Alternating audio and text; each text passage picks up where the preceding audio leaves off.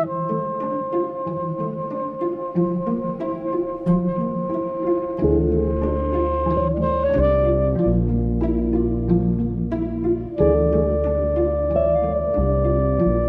nuits de France Culture.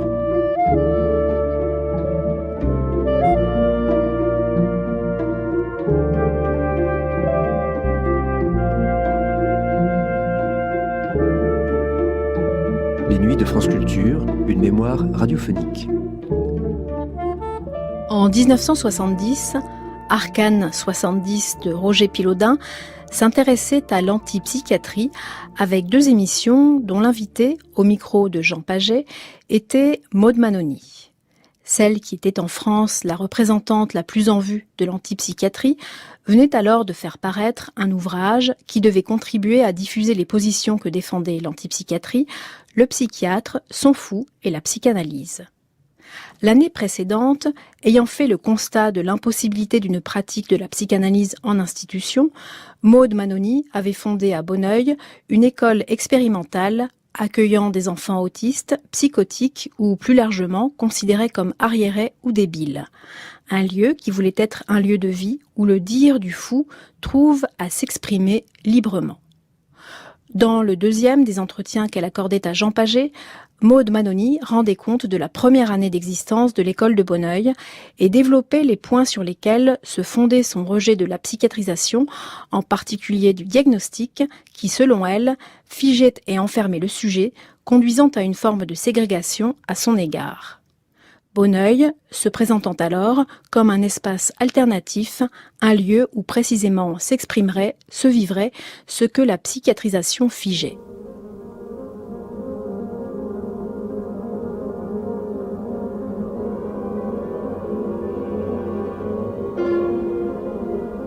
Arcane, nom masculin.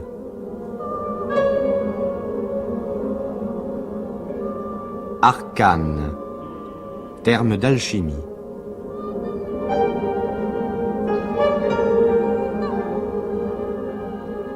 Arcane, opération mystérieuse.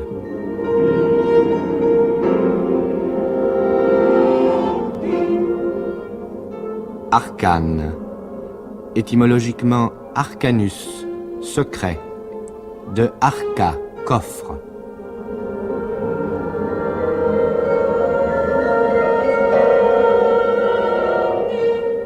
Arcane, qui est caché dans le coffre, et par conséquent caché à tous les yeux.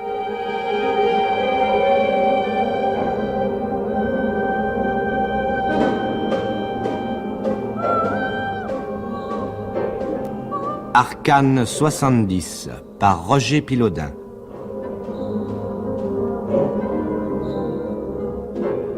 Aujourd'hui, Arcane de l'antipsychiatrie, 2e émission avec Maud Manoni et Jean Paget.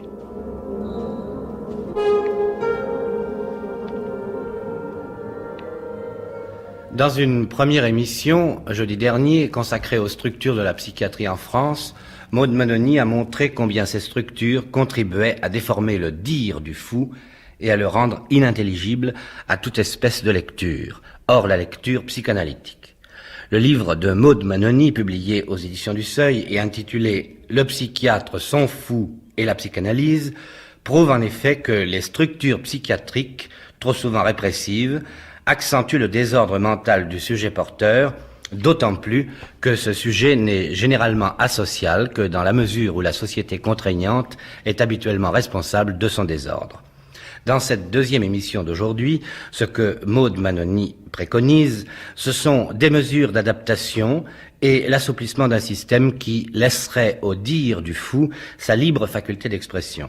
Un dire vrai s'exprime en effet, suivant Maud Manoni, dans la délinquance ou la folie, éclairant ce qui dans notre système peut être faussé.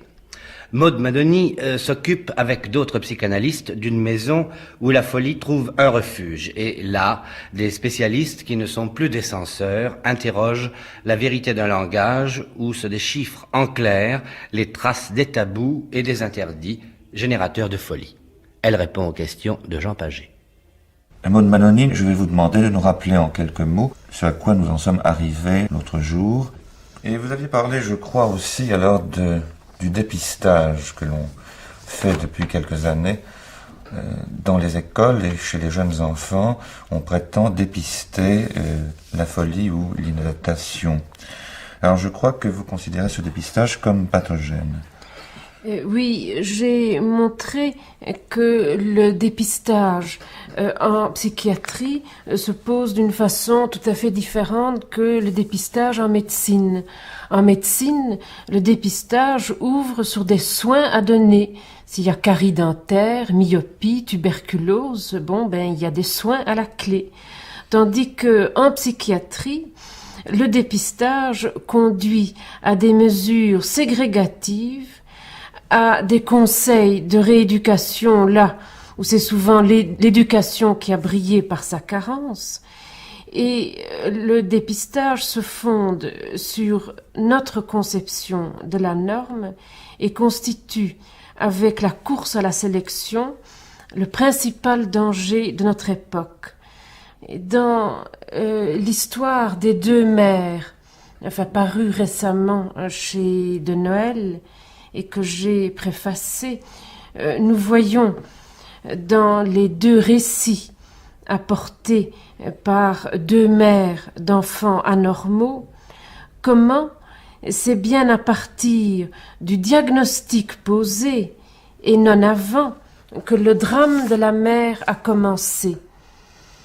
À partir du diagnostic posé, la façon dont cela s'est fait, une situation s'est créée où l'enfant est devenu l'objet dont on parle, mais à qui on ne parle plus, puisqu'on sait maintenant qu'il ne peut pas comprendre.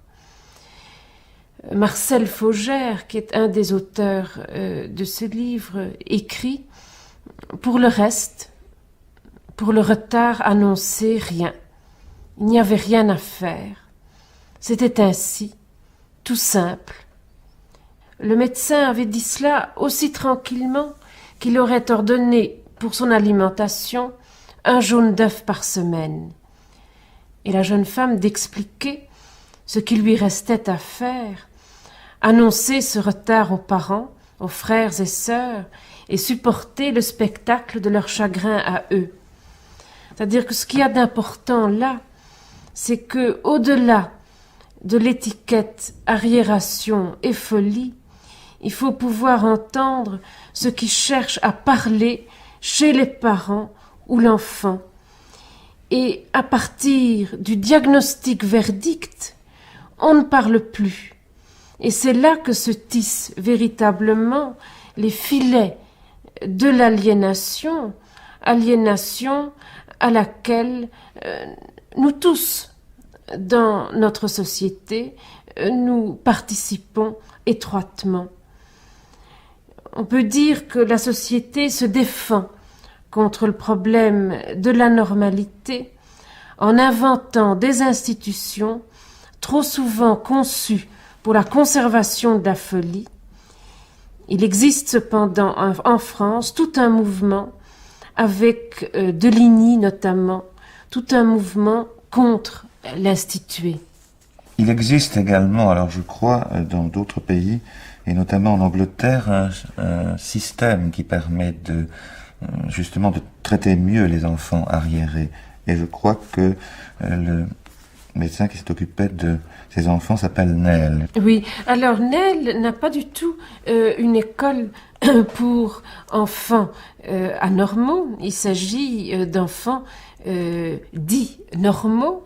Ce qui est intéressant dans les idées dégagées par Nel, c'est la façon dont, dans notre société, nous fabriquons les enfants inadaptés. Et la façon dont il est arrivé dans son école où la scolarité n'est pas obligatoire à bouleverser tout ce qui est tradition scolaire vaut vraiment la peine d'être approfondi parce que nous pouvons véritablement en prendre de la graine pour ce que nous nommons éducation spécialisée. Je crois que il y a une traduction du livre qui s'est faite chez Maspero et qui s'intitule « Libres enfants de Summerhill ». C'est dans les années 20 que Neil attira l'attention des spécialistes sur le fait que notre société ne laisse plus aucune place à la fantaisie. Nous ignorons, disait-il, tout du jeu, car le jeu est pour nous une perte de temps. Et l'enfant qui a perdu la possibilité du jeu est psychiquement mort et constitue un danger pour tout enfant qui entre en contact avec lui. Enfin, ceci est particulièrement intéressant parce que on voit chez l'enfant dit psychotique ou l'enfant gravement perturbé, il n'y a pas du tout des formes du jeu. Il en est bien incapable.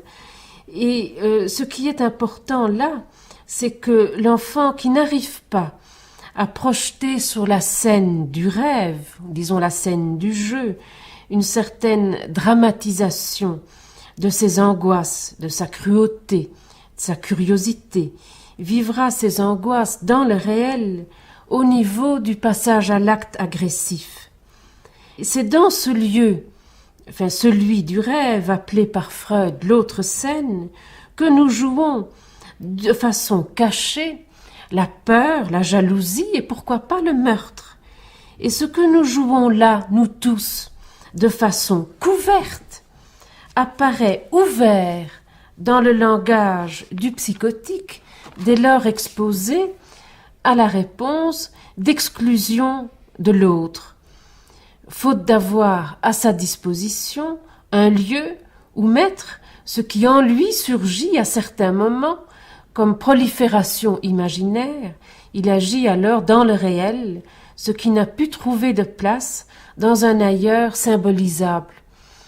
Et ce que Neil a montré, c'est comment, dès leur plus jeune âge, les enfants dits normaux jouent à se déguiser en bandits, en voleurs, mènent des combats avec des avions imaginaires, creusent des demeures souterraines, caracolent sur des chevaux de rêve, se régalent du bruit et de la boue.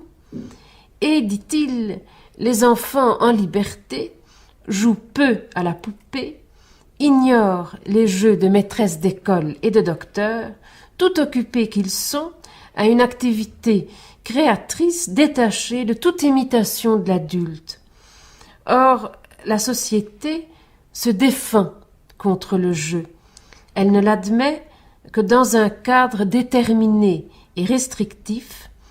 L'enfant pris dès son plus jeune âge dans l'emploi du temps imaginé par l'adulte devient adulte avant l'âge, un faux adulte, et perd toute richesse d'invention. Et conditionné à une forme de passivité, sa scolarité ultérieure portera la marque de l'ennui, lié à l'état de non-désir auquel l'a renvoyé la demande de l'adulte. Et Neil dit, dans une civilisation sensée, dit-il, on ne devrait pas obliger les enfants à travailler avant 18 ans. Et les leçons dans son école sont facultatives, mais le groupe a le droit de rejeter celui qui, par sa présence irrégulière, empêcherait les progrès du groupe. Une communauté n'est jamais sacrifiée à un individu. Les leçons existent parce que, avoue Neil, il ne peut tout de même pas empêcher les enfants de vouloir passer des examens.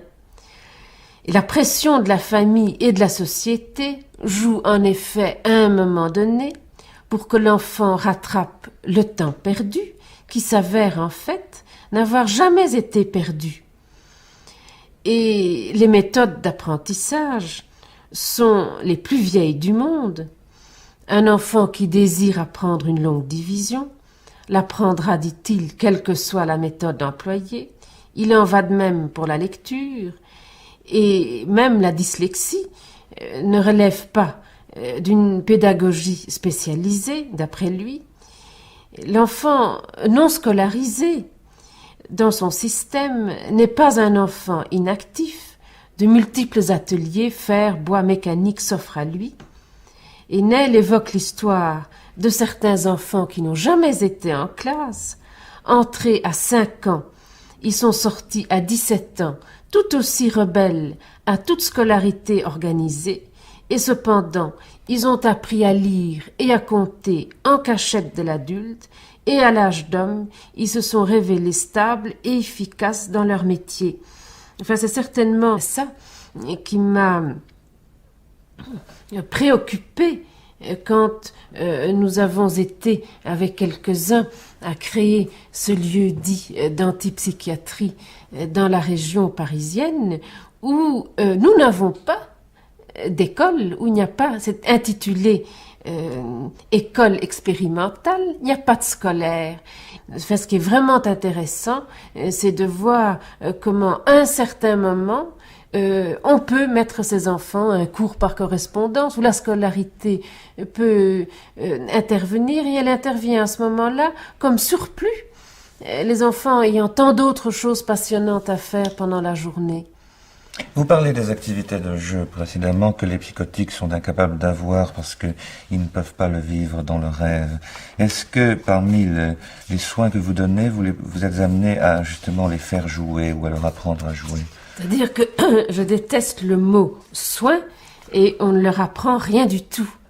Simplement, se trouvant pris dans un langage qui n'est pas un discours collectif mortifère, on voit très rapidement ces enfants sortir de toute une sorte de stéréotypie autistique dans lesquelles ils se trouvaient au début et à sortir assez rapidement d'eux-mêmes, à avoir assez rapidement et spectaculairement un contact avec les autres. Enfin, ce qui est certain, c'est que à Bonneuil, nous n'avons rien qui peut se qualifier sur un plan de rééducation.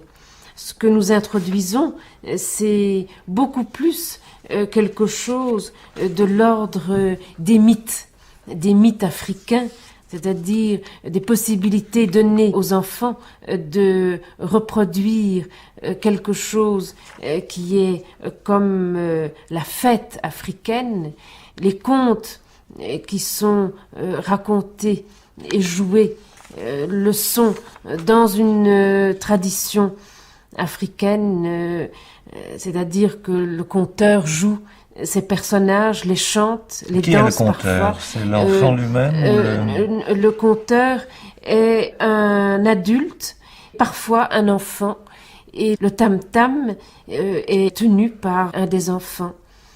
Est-ce que vous pouvez nous donner justement alors une description de ce genre de fête? Enfin, disons que ça se situe un petit peu dans la tradition du conteur négro-africain, c'est-à-dire l'artiste étant celui capable de rendre la vie.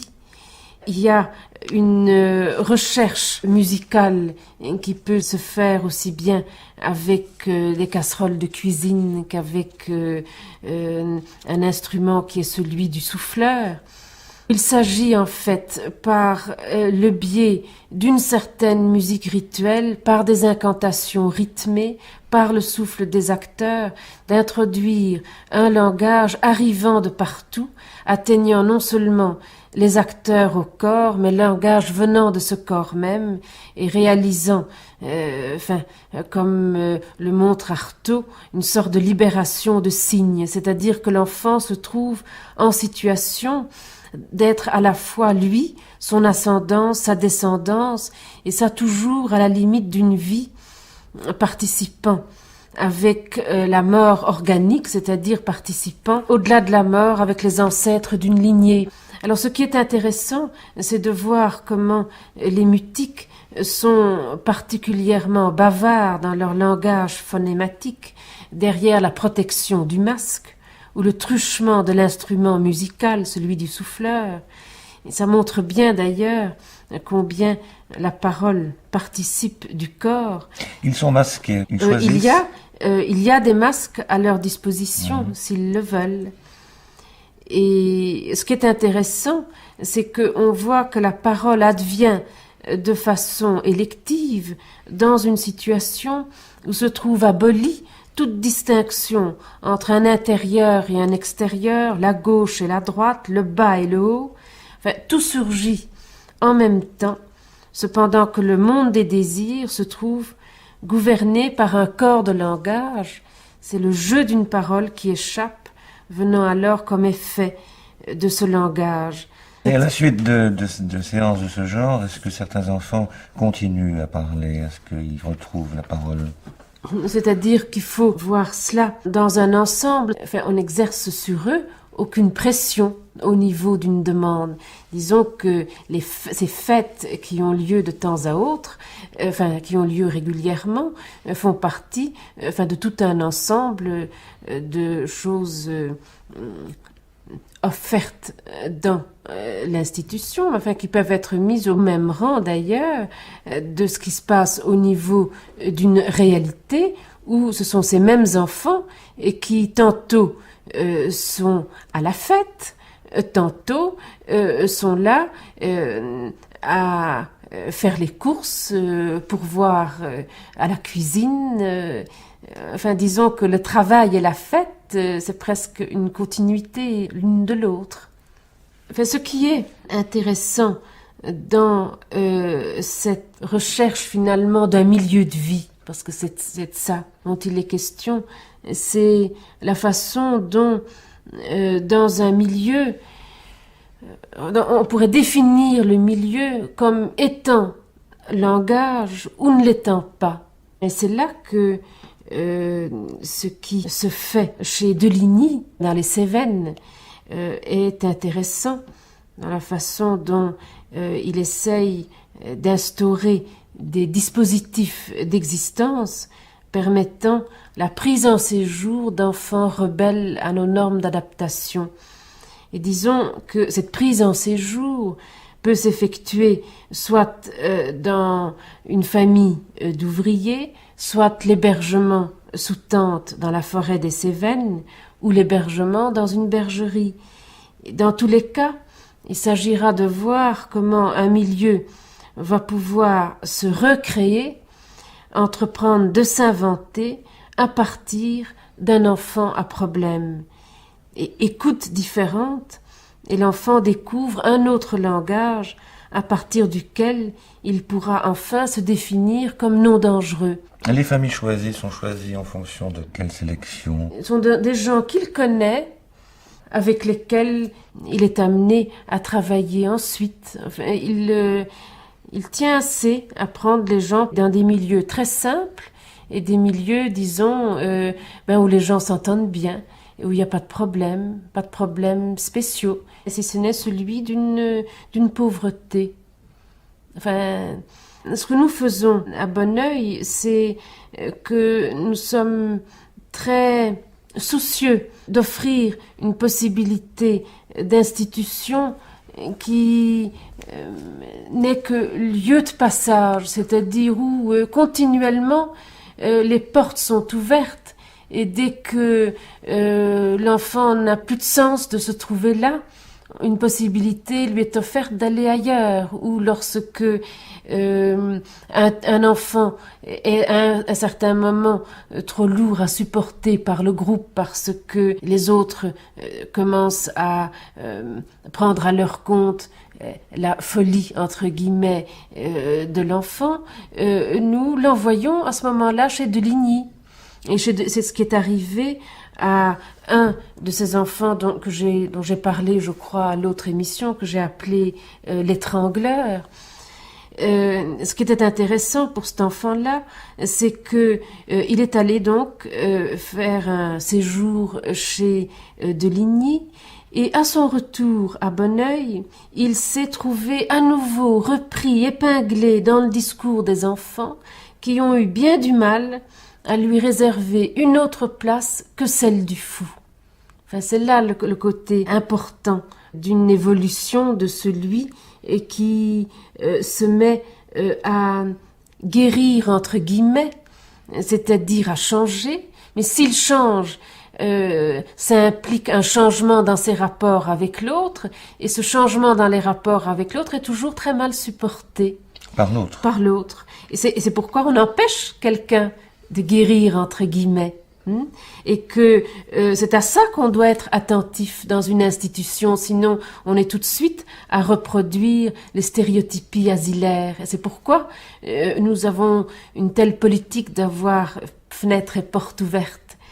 Alors, ce qui est intéressant pour cet enfant, c'est que à une des réunions du conseil, il y en a un qui a dit, à propos donc de l'étrangleur, et qui a dit, mais Pierre, c'est le clown à faire rire Jean-Marie. Et puis d'ajouter à Jean-Marie en disant, mais tu le prenais pour rigoler de lui dans le métro, et puis tu as essayé de faire pareil avec moi, que je sois ton fou. Je ne suis pas fou. Et un jour, Pierre retournera à l'hôpital psychiatrique si tu es comme ça avec lui. C'est-à-dire que ce qui est important, c'est de voir qu'en fait, chaque enfant se trouve à un moment ou à un autre sollicité à jouer le rôle de fou du roi, masquant par ses pitreries l'angoisse de celui qui l'a fait fonctionner comme fou. Et la tâche dans une institution, c'est de faire en sorte, dans une institution qui se veut surtout anti-institution, c'est d'arriver à ce que la parole folle ne risque pas de se figer en monument pour psychiatres. Est-ce qu'il y a des analyses? Est-ce que des analyses sont pratiquées? Les analystes sont dans l'institution, mais ne font pas d'analyse. Ne font pas d'analyse. Non. Les parents sont vus à l'extérieur. Mais dans l'institution, tout est conçu pour que ce soit le fonctionnement même de l'institution qui joue comme désaliénation. Mais il n'y a surtout pas ce cloisonnement psychanalyse, rééducation, etc. C'est surtout conçu comme milieu de vie qui se rapproche d'un milieu de vie le plus normal possible. Enfin, ce qui est intéressant dans le fait que même lorsque on crée un lieu d'accueil qui se veut tout ce qu'il y a de non soignant, ce lieu a été quand même étiqueté, épinglé par les enfants comme centre pour inadaptés, alors que ça n'existe nulle part, même pas sur la plaque de l'école. C'est-à-dire que les enfants reprennent dans leur vocabulaire l'étiquette qui traîne dans la presse, à la radio, à la télé et peut-être même chez eux. Alors c'est ça qui est important. Enfin, alors l'inadaptation qui est revendiquée par les uns comme le droit de se laisser aller à ce que l'un disait au plaisir sans mélange de la folie, grâce à quoi il peut travailler le soir chez lui son cours par correspondance entre 10h et 1h du matin. Pour d'autres, comme cet enfant appelé l'étrangleur, c'est l'adaptation, enfin c'est ce qu'il formule comme adaptation des adultes à l'inadaptation, qui est le scandale qu'il se propose de dénoncer. Enfin, quand un enfant de 13 ans vous dit ça, c'est quand même, il faut quand même pouvoir avoir l'écoute à un dire comme ça. Hein? Et cet enfant, qui est peut-être le plus en difficulté, c'est celui qui revendique le plus le droit à la normalité. Enfin, c'est ça qui devrait amener en fait à toute une reconsidération de tout notre système médico-pédagogique mis en place. Parce que j'affirme, moi, que le système médico-pédagogique que nous avons mis en place est absolument catastrophique.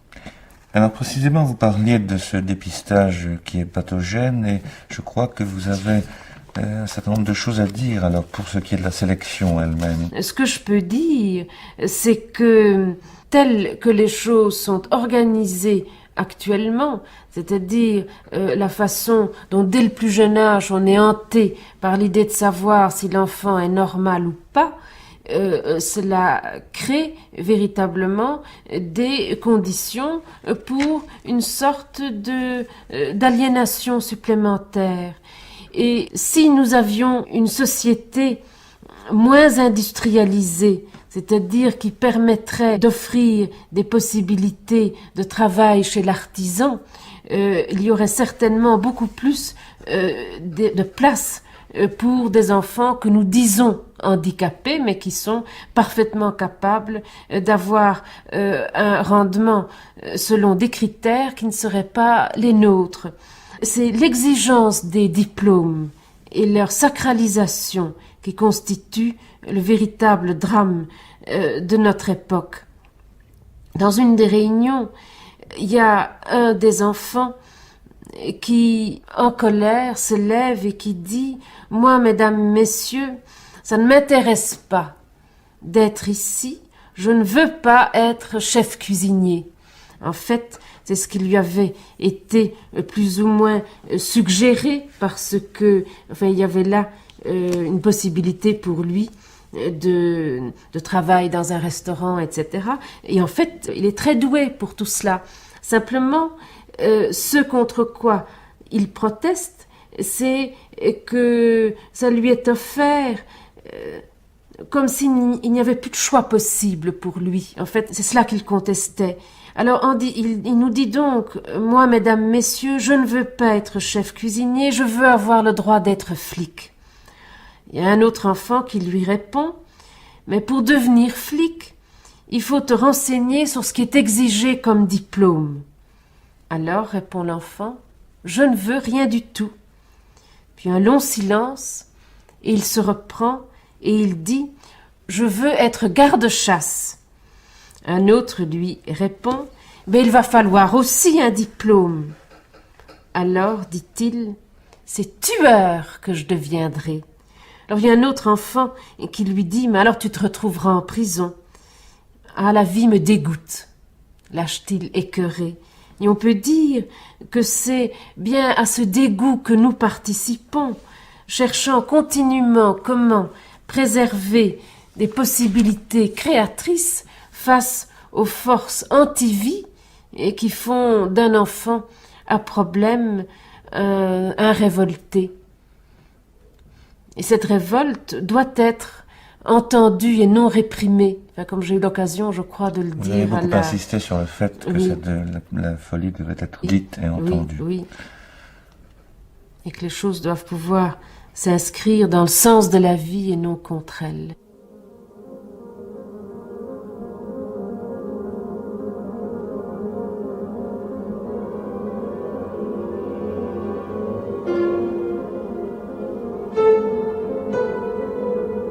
Dernier temps de l'antipsychiatrie avec Maud Manoni au micro de Jean Paget dans Arcane 70 de Roger Pilaudin, diffusé la première fois le 17 septembre 1970 sur France Culture.